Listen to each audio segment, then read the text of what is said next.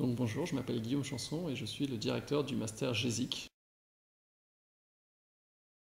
L'objectif de notre master est de former au métier de l'immobilier tout en restant généraliste, c'est-à-dire qu'on a choisi de ne pas se concentrer sur un domaine comme l'immobilier d'entreprise ou le droit de l'immobilier, etc. Alors les trois mots-clés, je dirais d'abord immobilier et construction, puisque à la différence peut-être d'autres masters, notamment en gestion, notre master est défini par rapport à un secteur et pas par rapport à une fonction, comme par exemple le marketing, la logistique, la gestion des ressources humaines, etc. Secteur qui d'ailleurs connaît plusieurs millions d'emplois, donc c'est quand même un secteur très important.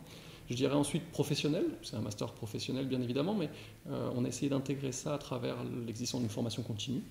Donc nous avons des professionnels qui viennent suivre les cours en formation continue. Et puis nous avons aussi choisi de mettre en place dans notre maquette un volume assez important d'heures qui sont consacrées à des cycles de conférences par des professionnels de haut niveau qui viennent traiter d'une problématique qu'ils rencontrent sur le terrain. Et pour le troisième mot, je dirais référence. Je pense que ce master est un master de référence, d'abord parce que c'est probablement le plus ancien, il date de 1985, ce qui veut donc dire qu'il y a beaucoup d'étudiants qui sont des anciens étudiants de ce master qui travaillent aujourd'hui à différents postes dans le secteur immobilier. Ensuite, c'est un master qui a été très bien évalué par l'AERS avec un triple A, ce qui est un signe d'excellence. Et puis enfin, c'est un master qui est en cours d'accréditation par la RICS, la Royal Institutions of Chartered Surveyors, qui est une organisation internationale de référence dans le secteur de l'immobilier. Donc voilà 3 mots pour résumer ce master.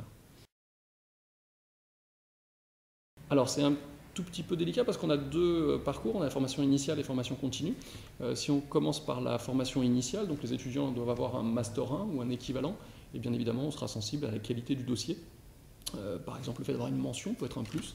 On peut être aussi intéressé par une certaine expérience dans le secteur, à travers un stage ou un petit boulot dans le domaine de l'immobilier ou de la construction. Pour les formations continues, du coup, ce sera un petit peu différent. On va être bien évidemment plus sensible à l'expérience professionnelle, surtout quand elle est dans le secteur. Et puis aussi la motivation, puis la cohérence du projet, tant personnel que professionnel. Alors c'est un master qui, comme je le disais, est en formation continue, donc les rythmes sont adaptés. Nous avons 2 jours de cours tous les 15 jours, ce qui permet donc au personnel qui travaille en entreprise le reste du temps de travailler. Et du coup, pour les étudiants qui sont en formation initiale, ils ont bien évidemment les mêmes horaires de cours puisqu'ils sont ensemble, donc 2 jours tous les 15 jours, et le reste du temps, ils sont censés être en stage dans des entreprises, bien évidemment, du secteur.